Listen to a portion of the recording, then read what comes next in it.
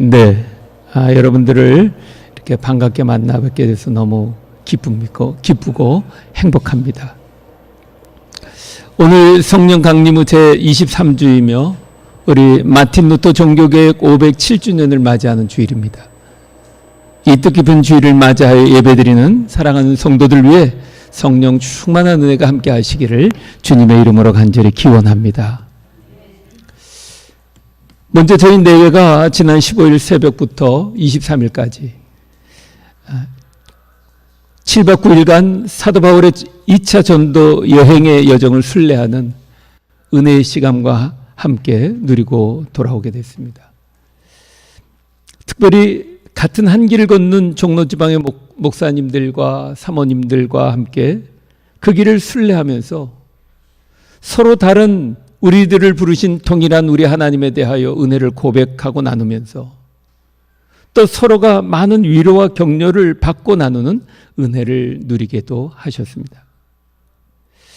물론 긴 여행 시간과 빡빡한 일정에 몸은 고단하였지만 바울의 선교 여행은 대적자들에게 죽임을 당할 위기를 겪기도 하였을 것이고 도적과 맹수에도 맞닥뜨리는 적이 있었을 것이고 또 게다가 이동 수단도 당연히 좋지 않은 제대로 닦이지 않은 그 험산 줄령을 걸으며 복음을 전하였 것을 생각하면서 우리는 모두 고단함을 달래며 순례의 길을 계속 걸을 수 있게 되었습니다.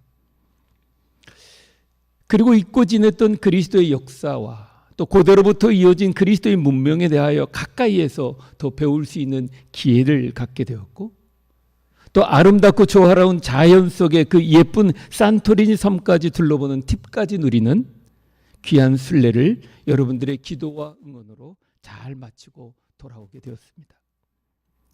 하나님의 은혜와 성도들의 사랑과 격려에 깊은 감사를 드리며 귀한 순례의 여정을 여러분과 함께 이 시간에 나누고 또 오늘 본문이 바울이 말하는 하나님의 뜻대로 하는 근심에 대하여 함께 상고하며 은혜를 나누려고 합니다. 꿈, 환상을 그리스도어로 두 가지로 나누어 말하는데 그 하나는 잠을 자면서 꾸는 꿈이나 또 실체가 없어 사라져버리는 꿈을 오니로라고 합니다. 오니로. 또 하나는 잠을 자면서 꾸었던 꿈이나 마음에 품고 있던 꿈에 사로잡혀 삶을 들이며 자신을 이끌게 하고 변화시키게 하는 환상 또는 비전을 오라마라고 한다고 합니다. 오라마. 사도 바울은 다메섹 도상에서 부활하신 주님을 만나고 그 부활하신 주님의 부르심을 따라 이방인의 사도로서 삶을 들이며 3차 전도 여행을 통해 그 꿈을 이루는 오르마에 사로잡힌 인생을 살았던 사람입니다.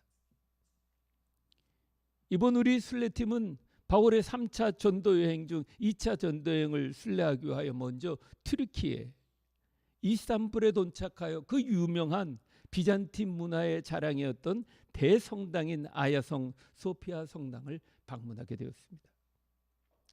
참 안타까운 것은 지금은 무슬림 사원이 되어 성당 안에 회벽과 코란이 부탁된 광경을 보게 되오며 마음이 무척 아팠습니다.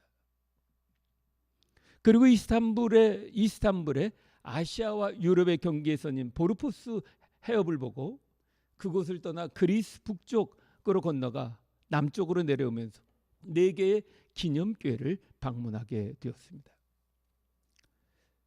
바울이 2차 전도여행을 하게 된 동기는 아시아 서쪽 드로아에 머물던 바울에게 갑자기 마게도냐 사람이 나타나서 마게도냐로 건너와 우리를 도와주십시오라고 하는 환상을 보게 되었습니다. 이 환상을 보고 즉시 성령의 인도라 믿고 아시안을 넘어 유럽인 마게도냐로 떠나게 되었던 것입니다. 바울은 그리스 북부 마게도냐의 첫 성 빌립보에서 첫 구원의 열매로 당시 귀한 자주장사 루디아와 그의 가족이 바울을 통해 세례를 받고 구원을 받게 되었습니다. 그리고 루디아는 바울 일행을 자기 집에 유숙하라 강권하면서 그녀의 집을 열어 마게도니아와 유럽의 복음 전파의 전치기조로 최초의 교회로 시작되는 교량 역할을 감당하게 되었습니다.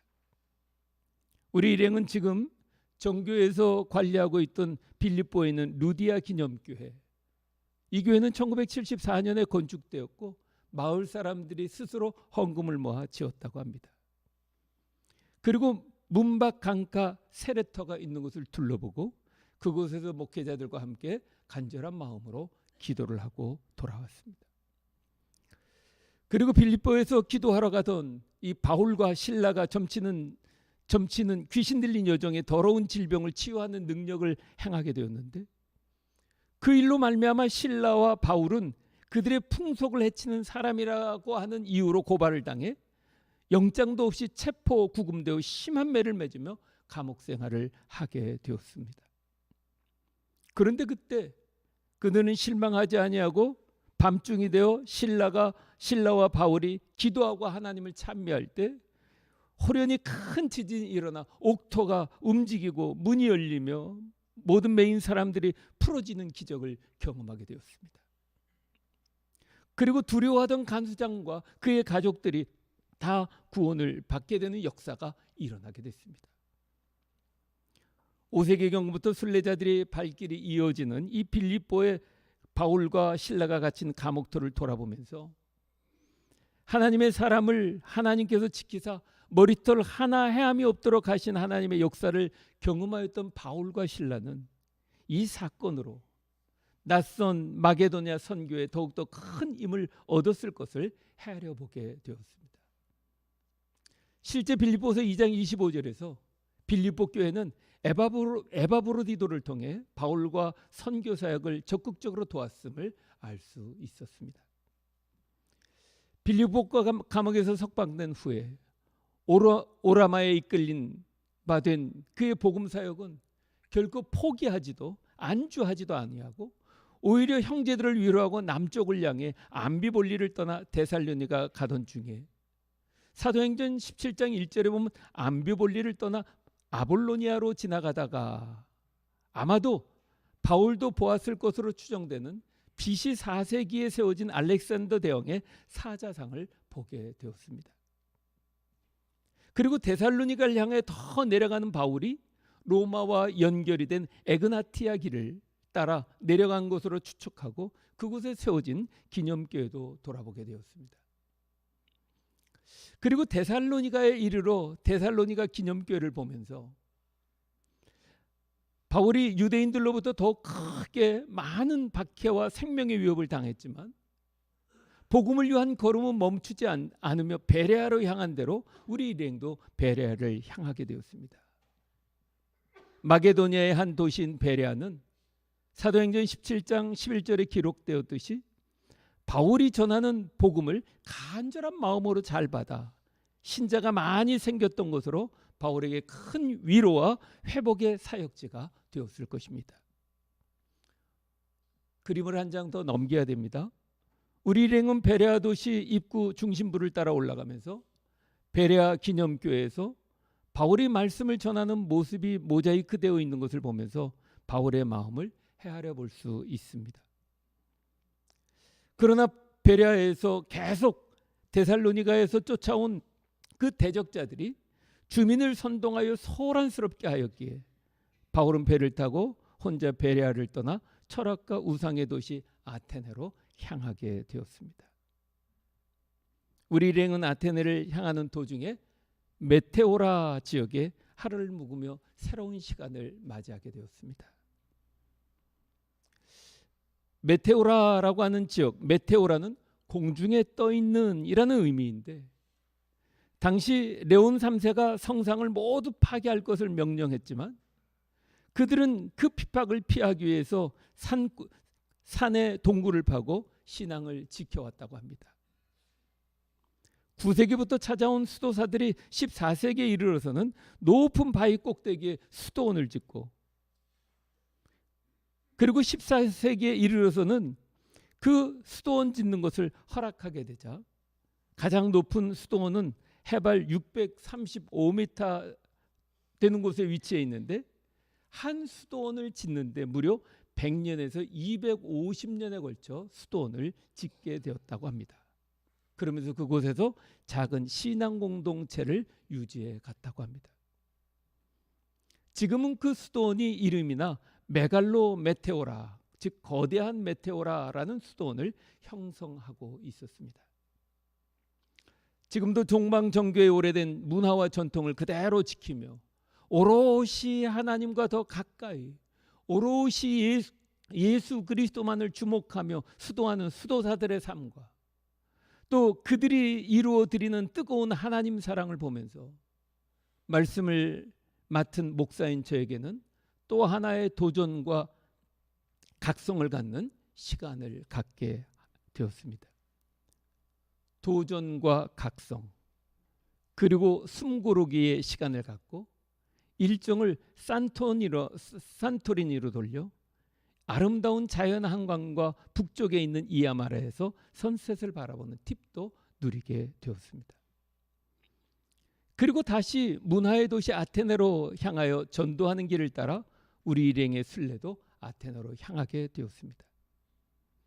다시 정치 경제로는 몰락한 아테네이지만 문화 수준만은 여전히 높은 서구의 문학, 철학, 예술, 과학, 정치의 발생지에서 바울의 아테네 전도는 실패하고 말았습니다. 사도행전 17장 16절부터 34절에 보면 바울은 아테네 아크로폴리스의 파르테논 신전 그 아래쪽에 나지막한 곳에 바울이 아테네인들을 향해 설교했던 아레오바고, 한 장 또 넘겨야 됩니다. 우리 유동일 집사님이 지금 방송 시스템이 엉키다 보니까 두 가지 일을 함께 하는 것들이 좀 쉽지 않은 상황에 있습니다. 그러나 어려운 가운데서도 함께하고 있는 우리 유동일 집사에게 감사드리면서 계속 진행해 가겠습니다. 아레오바고 좌측은 파르테논 신전이고 우측에는 그 아래에 있는 아레오바고 광장에 있는 가운데 동판에 쓰여진 그 그리스어의 성경은 사도행전 17장 22절에서 31절의 말씀입니다. 예수님의 부활 설교를 이곳에서 하게 되었습니다. 당시 문화 시민들은 이 사도 바울의 설교를 듣고 비웃었습니다.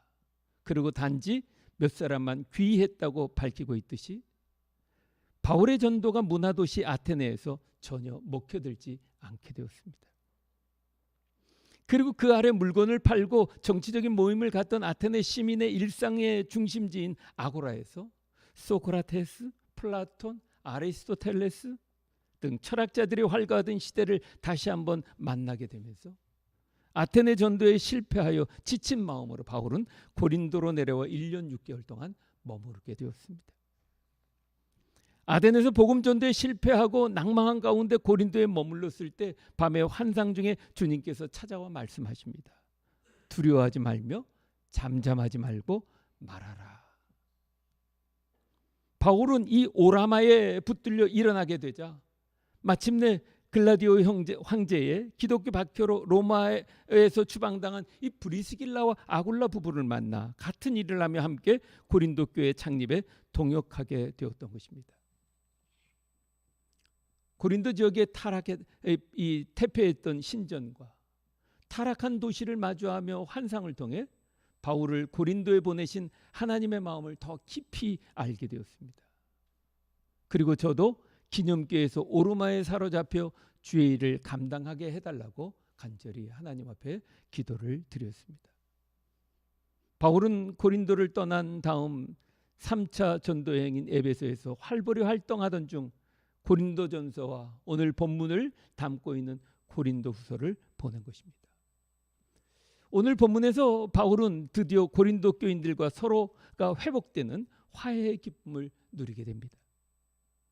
왜냐하면 바울의 편지를 받은 고린도 교회에 대적하던 자들이 회개하고 돌아왔다는 사실과 고린도 교인들이 바울을 보고 싶어 한다는 소식 등 불신했던 그들의 행동에 대해 애통해하며 다시 바울의 가르침을 따르려 한다는 소식을 듣는 은혜를 누리게 된 것입니다.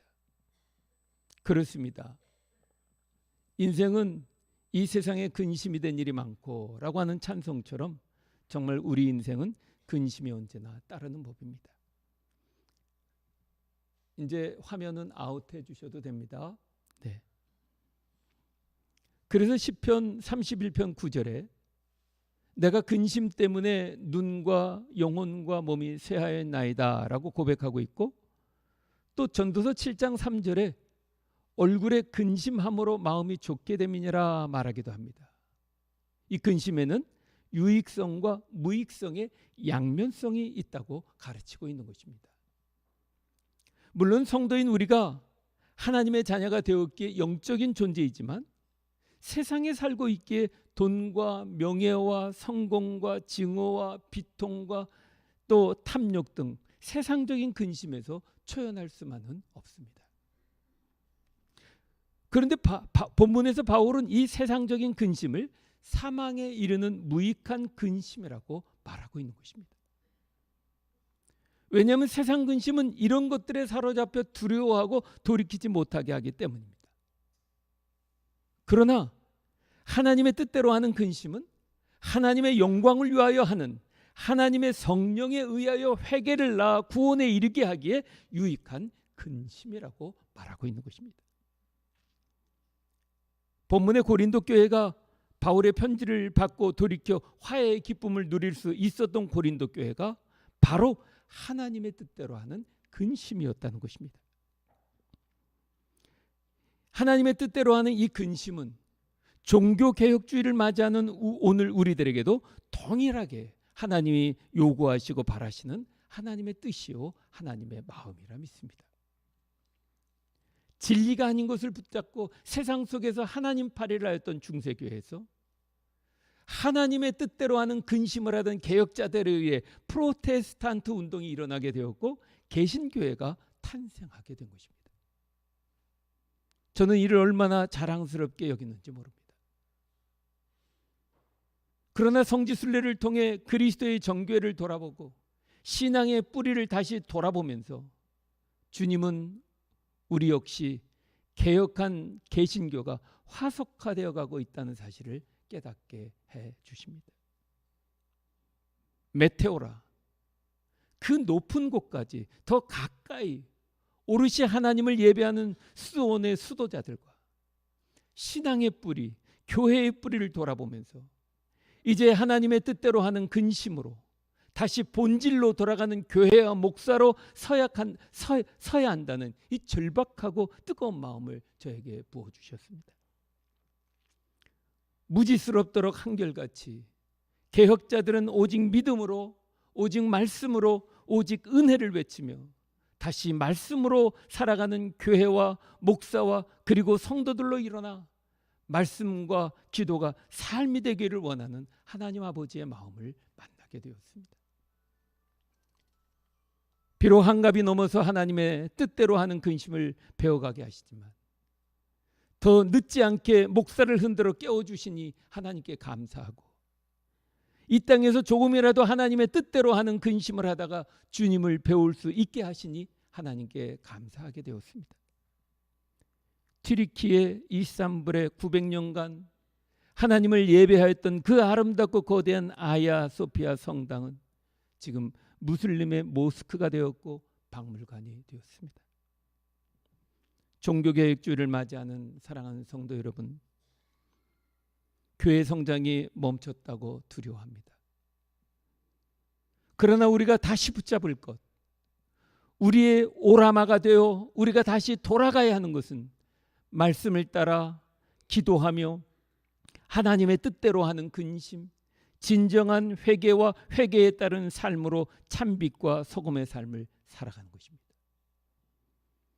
주님은 오늘 종교개혁을 맞이하는 우리에게 하나님의 뜻대로 하는 근심을 통해 아드 폰테스, 다시 본질로 돌아가자라고 우리의 손을 잡아 일으키고 계십니다.